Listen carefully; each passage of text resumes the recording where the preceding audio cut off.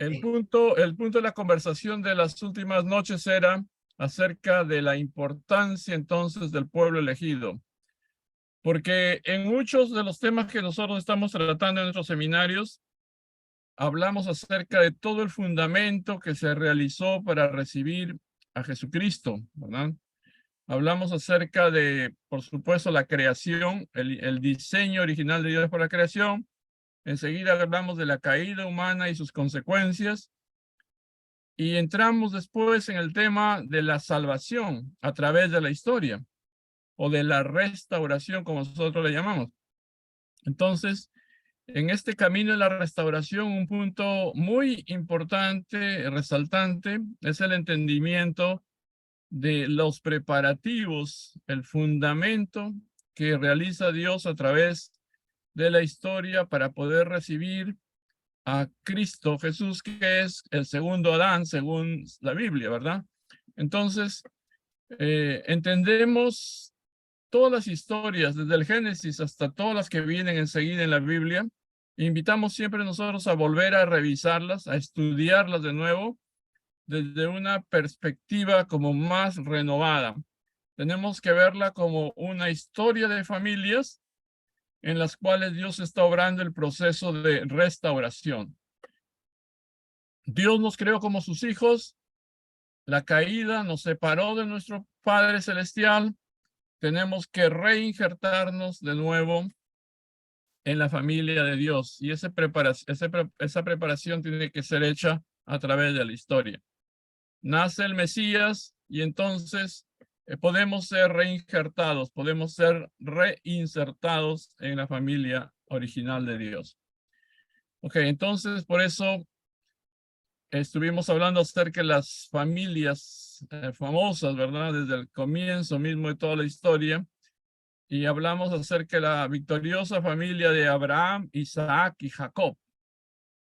Que cuando lo vemos en detalle, cuando estudiamos en detalle, nos damos cuenta que a través de estos tres grandes personajes, ¿verdad? Abraham, Isaac y Jacob, Dios consigue una victoria, un fundamento a nivel básico, a nivel de familias, sobre la cual puede fundar el pueblo elegido de Israel, que a su vez va a evolucionar, ¿verdad? En la historia y va a formar las bases para que nazca el Cristo Jesús, ¿verdad? El Mesías. Por eso el pueblo elegido toma su nombre de Jacob, que se convierte en Israel, después de haber luchado, como dice aquí, las palabras en la Biblia son: no se dirá más tu nombre Jacob, sino Israel, porque has luchado con Dios. Es decir, has cumplido absolutamente todo, has restaurado tu fundamento de fe. Y también has luchado con los hombres. Has restaurado el fundamento de substancia. Y has vencido. Entonces, sobre ese fundamento queda establecida la victoria de Dios en este nivel. Sobre esa victoriosa fundación, sobre ese victorioso fundamento, es que Dios puede comenzar el pueblo elegido de Israel. Los 12 hijos entonces de Israel van a ser el fundamento para este pueblo. Algunas cosas nos vamos a saltear porque vamos a repetirlas de nuevo para todos, pero digamos, también cuando vemos la historia bíblica, ¿verdad? Desde Adán a Abraham, tenemos que tomarle entonces con esa perspectiva.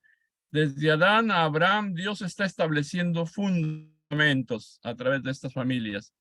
Desde Abraham, Isaac y Jacob, comienza la historia del pueblo elegido de Israel, que finaliza con el nacimiento de Jesús, ¿verdad? Porque ese fue el objetivo del pueblo elegido de Israel, fue ser la cuna, hacer todos los preparativos para recibir a Cristo, ¿no?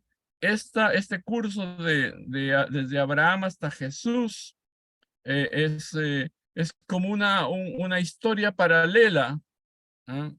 Al tiempo de Adán a Abraham, como vamos a ver después. Un poquito más de detalle. Después de Jesús, entonces, con Jesús, fíjense que el pueblo de Israel comienza con los números 12 y 70, para ser básicos, generales, ¿no? 12 hijos y los 70 familiares que finalmente van a instalarse en Egipto, y a partir de eso se va a ir multiplicando y formando una nación. Después del nacimiento de Jesús y después del sacrificio de la cruz, y cuando Jesús asciende, funda el nuevo pueblo elegido, la segunda Israel, que comienza también con los números 12 y 70, básicamente. Ese es el fundamento, parece ser el fundamento necesario para realizar un pueblo, ¿no? Para comenzar las bases de un pueblo elegido. Nosotros también le decíamos que en la historia, en la Biblia también los números son importantes. Los números 3, 4, 7, 12, 21, 40, etcétera, etcétera, ¿verdad? Todos estos números están siendo mostrados en las escrituras sagradas, están mostrados en la historia bíblica, en la historia de Israel y en la historia del cristianismo. Vuelven a aparecer esos números de nuevo. Entonces, de Jesús hasta nuestros días, estamos haciendo una historia paralela, muy parecida a la que se vivió en los tiempos del primer Israel. Y con algunos de ustedes en algún estudio hemos estado comparando, ¿verdad? Los segmentos de esas historias. Es como primero hay una base de historia bíblica de Adán hasta Abraham, después viene una base a nivel nacional con Israel y después viene una base a nivel ya mundial con el cristianismo. Ok, solamente para mostrar eso rápidamente. Es un fundamento familiar primero, después un fundamento nacional, y ese fundamento se extiende a un fundamento mundial. Y después comenzamos a hablar acerca de herencia, en la cual no vamos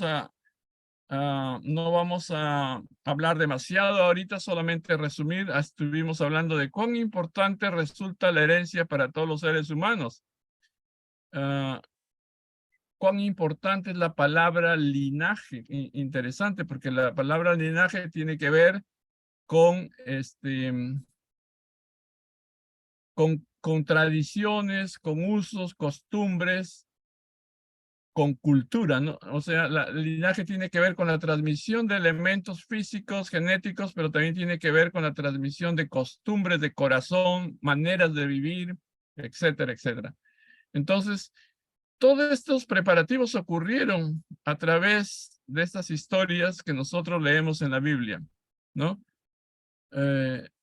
Aunque el hombre tiene una preocupación particular por el lenguaje, por el linaje, podemos ver de que Dios no tiene nada que ver con propósitos mundanos y egoístas, sino que más bien está formando un grupo, una nación de Dios que no excluye ni domina, una nación en la cual está reconstruyendo la calidad original de la humanidad, está restaurando su verdadera naturaleza y grandeza.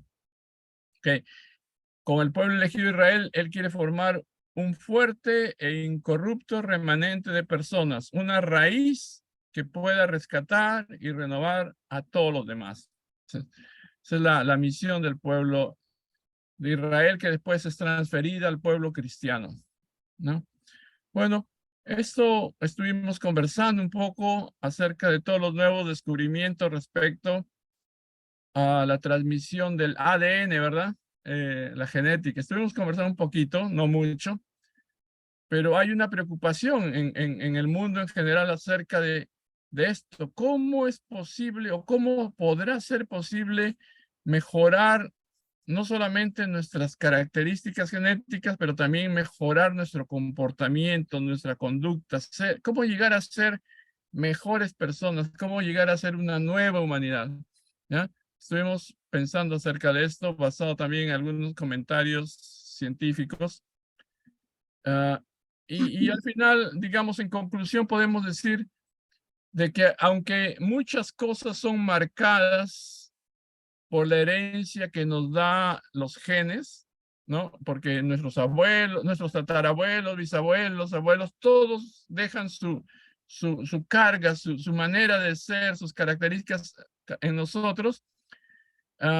Nosotros todavía podemos mejorar más y más la situación de las nuevas generaciones a través de una nueva conducta, de un nuevo comportamiento, de una nueva manera de vivir. Todo eso va a alterar el futuro. ¿Ya? Ok, estuvimos conversando sobre eso y hablamos un poquito del pueblo elegido de Israel también, sus características principales. Uno de los pueblos más importantes porque difundió el monoteísmo en medio de un tiempo, en medio de una época en la que la gente creía en múltiples dioses, ¿verdad?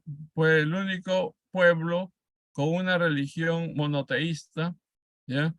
Tenía un solo Dios y lo proclamaba, hablaba y era consciente de la alianza que este pueblo tenía con Dios. Yo seré tu Dios, tú serás mi pueblo. Ese lema, esas palabras alentaron su vida y lo hicieron cruzar a través de todo tipo de adversidades.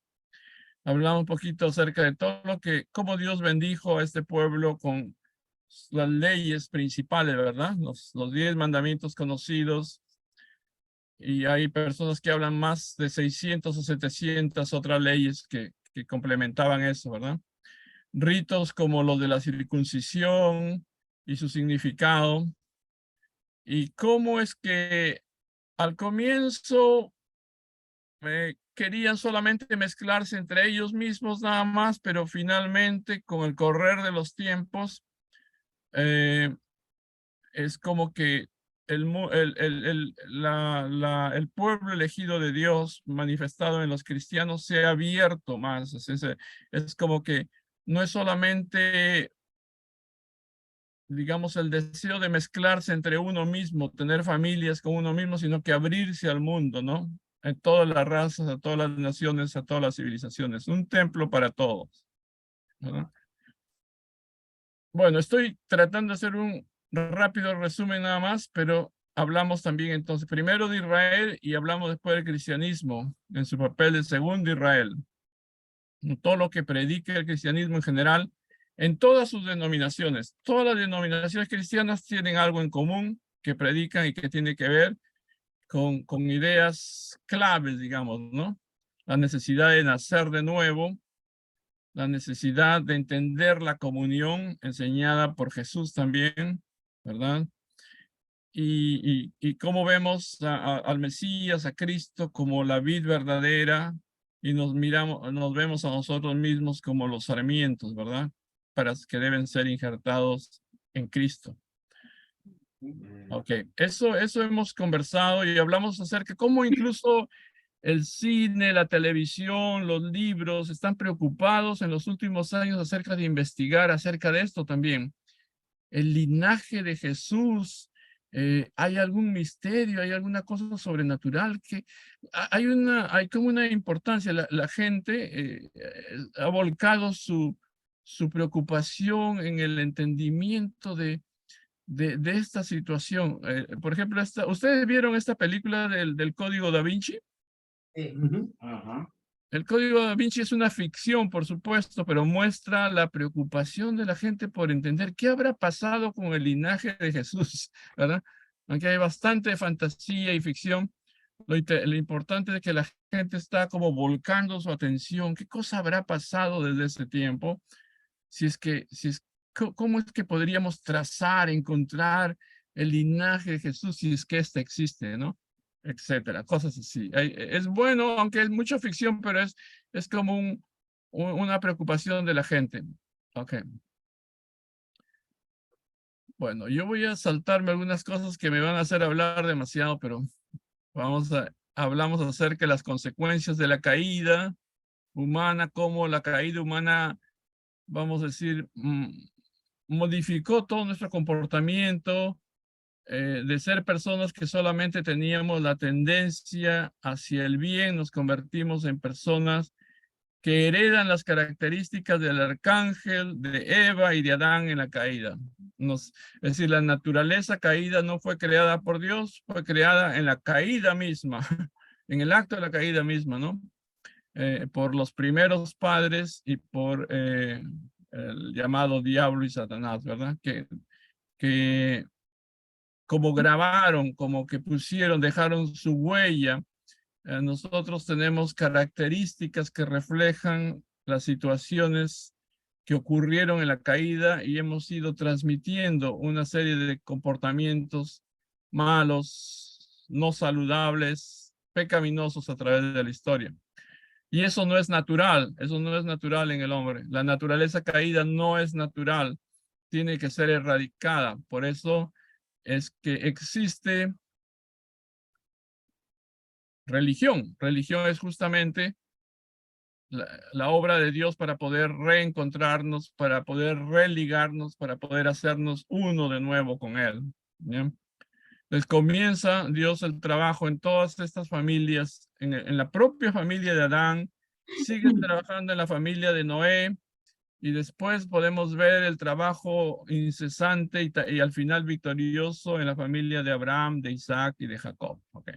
Todo eso es un hilo en la historia, está conectado. Entonces,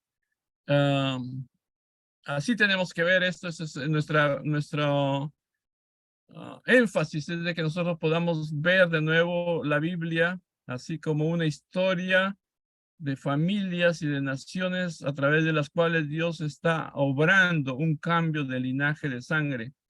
Es decir, está recuperando a su familia de nuevo, ¿verdad? Que fue como secuestrada por Satanás, ¿no? A través de la caída, nosotros adquirimos como un nuevo padre, un padre falso que comenzó a dominar el mundo y comenzó a dominar nuestro comportamiento. La historia de la redención es la historia a través de la cual Dios está cambiando, limpiando nuestro linaje y devolviéndonos a su familia original. Ok. Entonces, para aquellos que hicieron el seminario incluso corto, ¿no? Analizamos esto, ¿no? ¿Cómo fue el proceso de la caída? El proceso de la caída fue que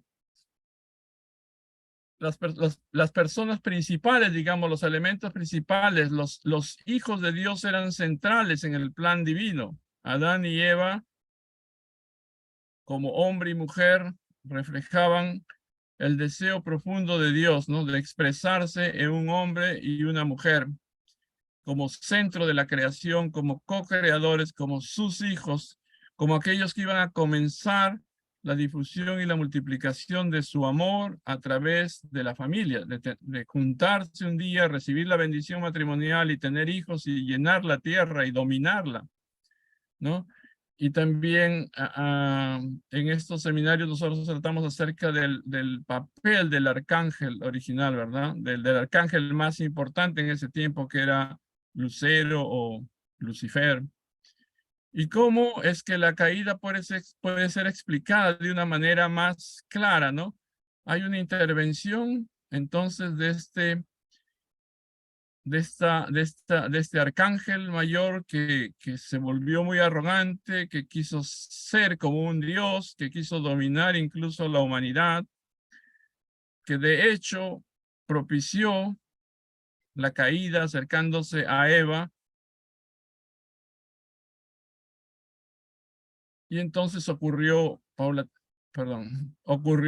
caída, ¿verdad? La intervención del arcángel dominando a Eva, y esta a su vez transmitiendo todo lo que ella ganó en esa relación, volvió a repetirlo con su futuro esposo Adán. Es decir, nosotros estamos reconstruyendo la historia del jardín del Edén. Hemos sustituido a la serpiente, que es alegórica, por el arcángel. Hemos sustituido a los dos árboles que crecían en medio del jardín por seres reales, Adán y Eva. Pues esa historia contada de una manera clara, directa, nos narra esta relación tan peligrosa, tan mala que ocurrió, donde el arcángel se acercó peligrosamente a los hombres, envolvió con sus mentiras y con sus engaños y con su seducción a Eva, y ésta repitió lo mismo con Adán, ¿no? Esta parte es explicada en nuestros seminarios de una manera más clara, más detallada. Algunos de ustedes escucharon esa explicación también. Y entonces, sobre el entendimiento de lo que ocurrió en la caída, ¿ah? nos damos cuenta de que toda la historia que viene después, contada en las Escrituras, es todo un proceso para revertir las cosas que ocurrieron en la caída. Eso es restauración y eso es salvación. En todas las historias que van a aparecer en la Biblia después de la caída, podemos ver cómo es que hay un proceso para revertir las cosas que ocurrieron en la caída, poner en reversa lo que ocurrió ahí, ¿no? Ese es el proceso de la restauración o salvación a través de lo que nosotros llamamos la indemnidad o indemnización, a través de condiciones para poder acercarnos a Dios de nuevo. Por ejemplo, vamos a ver rápidamente nada más y quizás ustedes nos van a ayudar con sus comentarios después de revisar estas historias. Bueno, nuestra invitación es a que revisemos de nuevo estas historias, las leamos de nuevo y tratemos de encontrar algún otro ángulo. ¿Por qué estas historias están insertadas en la Biblia? ¿Serán solamente historias con moraleja para poder aprender algún tipo de conducta nueva, mejor, o tendrán una importancia incluso todavía mucho más profunda? Por ejemplo, hablando de proceso de restauración o salvación, la historia de Tamar es interesantísima. ¿Por qué existe esa historia insertada en la Biblia?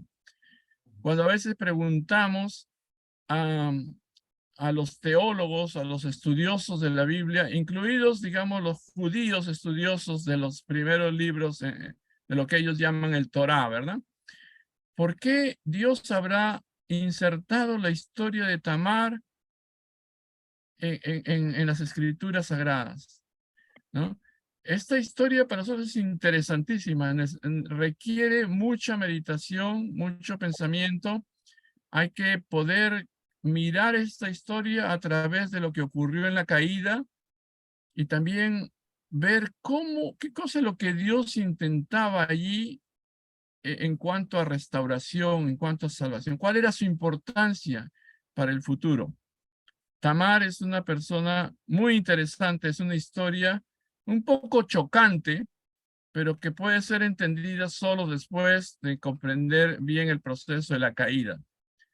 Después, también la historia de Rahab, ¿verdad? A la que la Biblia en las Escrituras, las traducciones mencionan como una prostituta que ayudó mucho a los israelitas para la conquista de Canaán, ¿verdad? Entonces, esta mujer que fue salvada con toda su familia por haber ayudado a los espías que envió Josué. Y también la historia de Ruth que leímos al comienzo. Estuvimos una noche, leímos un poquito cosas básicas de Ruth, porque la historia de Ruth se parece mucho a la historia de Tamar y a la historia de Rahab, si ustedes se dan cuenta profundamente. Tiene cosas muy en común con esas historias, ¿ya? Y también está la historia de Betsabé y Urías y David. ¿Por qué Dios habrá insertado esta historia para contarnos, la verdad? También. ¿Qué cosa es lo que tiene que ver esto con restauración? ¿Por qué Betsabé se convierte en la madre de Salomón? ¿Verdad? Saúl, David y Salomón, reyes tan importantes. Y después, digamos, después de una cadena de varias mujeres importantes, al final Dios nos muestra la historia de María. María parece ser como la nueva Eva, es aquella que personifica aquel vientre limpio, libre de pecado, aquella que en lugar es completamente lo opuesto a Eva. Eva hizo lo que quiso, vamos a decir, desobedeció el mandamiento de Dios. Pero después de siglos encontramos a una María que dice: he aquí la esclava del Señor, que se haga en mí según tu voluntad. Es decir, yo no voy a hacer nada, que Dios haga conmigo lo que Él quiera. Eso es completamente 180 grados diferente a una Eva. Pero María no surgió de la nada. María surge de una tradición, de un trabajo de Dios por siglos para producir tal tipo de mujer, ¿ya? Y entonces los antecedentes de María ciertamente pueden ser leídos en todas las mujeres que aparecen en el linaje anterior, ¿verdad? Entonces, ¿qué cosa tienen todas esas mujeres en común? Que son los ancestros del Mesías. Qué interesante, ¿no? Qué interesante que historias tan chocantes, podría ser, entre comillas, ¿ah? Nos hablen de mujeres que fueron de hecho victoriosas y eso que muestran en sus historias la inversión de lo que ocurrió en la caída, que pasaron por procesos de riesgo, arriesgaron su propia vida para poder tener descendencia y esa descendencia se convirtió en aquella gente que dio origen al nuevo Adán. ¿Okay? Entonces, muy interesante. Ahí surge el concepto ese cristiano del unigénito, ¿verdad? Aquel hijo que es el completamente único en su especie, en su clase, que es el único hijo de Dios, que no tiene pecado original. ¿No? Cuando todos habían nacido con pecado original, es Cristo aquel que aparece en esta tierra sin pecado original para poder salvarnos, ¿no? Entonces, a esa historia le tenemos que poner mucho estudio y también mucha oración y tratar de descubrir que Dios nos pueda hablar claramente para qué Dios nos muestra esas historias, qué cosa es lo que quiere decirnos a nosotros personalmente, pero así como pastores, como ministros o como personas activas también tratando de hacer nuestra parte, colaborar en la salvación. ¿Cómo es el conocimiento, el entendimiento de esto nos puede ayudar en nuestra propia salvación también? Entonces, para mí esto es muy interesante. Siempre fue muy interesante hasta ahora. Entonces, me da ganas de hablar muchísimas cosas, pero poco a poco vamos a ir hablando entre nosotros, conversando y ayudándonos para entender. Entonces, Jesucristo es la culminación de toda una historia de limpieza de linaje, ¿verdad? Primero Adán y Eva sin pecado, después viene la caída terrible y su desgracia y su tragedia, y después el pecado original está inoculado como en nosotros, y a través del tiempo se va limpiando un pueblo, se va limpiando un linaje, se va limpiando un vientre materno, y entonces aparece María con esas palabras tan lindas, ¿no? Que son como lo opuesto completamente a lo que pasó con Eva. Y aquí viene este niño nacido por obra y gracia del Espíritu Santo que se convierte en el Mesías, cuya misión es ser el puente, ¿verdad? Nadie puede ir a Dios sino a través de él. Entonces, muy interesante, ¿no? Ustedes seguramente conocen mucho más que yo acerca de esto y entonces se puede reflexionar. Entonces, en general, resumiendo es todo lo que nos aparece, porque a veces hay algunas personas que tienen la Biblia y piensan que esas historias aparecen solamente para simples moralejas, pero es más que simples moralejas. Es todo la descripción de un proceso en el cual se está revirtiendo el proceso de la caída. Todo lo que pasó con Adán, Eva y el arcángel es revertido. El hombre quiere ganar de nuevo la primogenitura, convertirse en el centro del universo como Dios quería para su hijo. El arcángel ni ningún otro ser espiritual son el centro del universo. Es Adán y Eva el que tienen que recuperar su centralidad, la primogenitura, su posición frente incluso a los ángeles. Entonces, un poquito más y ahí paramos, porque son cientos de años, a veces hasta miles de años estudiando estas historias. Digamos, pensemos, esta historia en la cual el proceso de la caída es revertido, fíjense, se puede mirar en la historia de Abraham. Así Abraham sin H, antes de que Dios le dijera, ya no serás más Abraham, sino le cambia el nombre a Abraham, ¿verdad? Tiene también un significado. Cuando Dios le da a Abraham y a Sarai esas palabras en las cuales les dice que los va a hacer padres de naciones, ¿no? Cuenten las arenas del mar o cuenten las estrellas del cielo, así serán sus descendientes. Y los pobres no podían tener hijos hasta muy viejos ya. ¿ya? Y de repente comienzan y se convierten ciertamente en padres de naciones, padres de 3 grandes religiones de ahora, de los judíos, de los cristianos y de los musulmanes. ¿Ah? Es interesantísimo esto que ocurre. Entonces, en esa historia de Abraham, de Sarai y del faraón, podemos ver la historia de poner en reversa los pasos de la caída de nuevo. Después vemos la historia de Abraham, ya con H, Abraham, ¿verdad?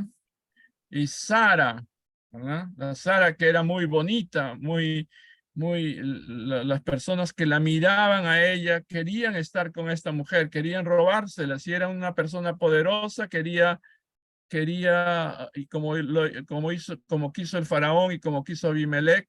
Fíjense la analogía del arcángel tratando de seducir a Eva de nuevo y la victoria de esta gente. ¿Ya? Es un reverso, una historia en la cual se revierte lo que ocurrió. Abraham toma la posición de verdadero Adán y Sara toma la posición de verdadera Eva y el arcángel queda a un costado. Ustedes saben todas esas historias, son historias muy interesantes en las cuales a través de su corazón, de su inocencia, de su, no sé, candor, ellos logran engañar, ¿verdad? Al personaje tipo arcángel y se quedan juntos y no son como, para utilizar una palabra media fea, no son manoseados por él, ¿no? Se quedan como esposo y esposa y siguen su camino y se convierten en padre de naciones, ¿no? Porque podría haber ocurrido lo contrario, ¿ya?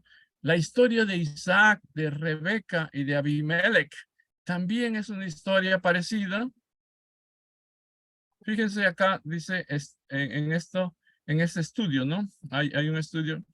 Dice, a muchos lectores de la Biblia debe parecerle raro que esta historia, las historias de Tamar especialmente y algunas historias parecidas, se hayan insertado en medio del relato de José. Es como un efecto, es como un elemento foráneo, repentina y arbitrariamente forzado. Es como que hubieran metido un relato ahí que no tiene nada que ver con nada, parece, lo meten dentro de la historia bíblica, ¿ya? Y es un registro, dice, parece arbitrariamente forzado, que solamente consigue perturbar. Algunas personas después de leer la historia de Tamar se sienten perturbadas, no saben qué decir, no saben qué hacer. ¿Por qué pusieron esa historia ahí? ¿No? Y otras historias parecidas. Ciertamente poca gente escogería este capítulo como una base para enseñar o predicar. Entonces, la pregunta es, ¿por qué ha sido conservada esta oscura y antigua historia? O estas historias, ¿no? Y todo esto tiene que ver con cambio de linaje, tiene que ver con proceso de restauración, tiene que ver con salvación, tiene que ver con el proceso de poner al revés lo que ocurrió en la caída. Y ahí eso es Dios trabajando ahí, ¿verdad? Por eso, leemos de nuevo, después de haber pensado y orado y mirado de esta otra perspectiva de restauración, y vemos una nueva historia cuando leemos de nuevo Judá y lo que hizo Tamar y su primer esposo y su segundo esposo Onán, y le quedaba casarse con Selah.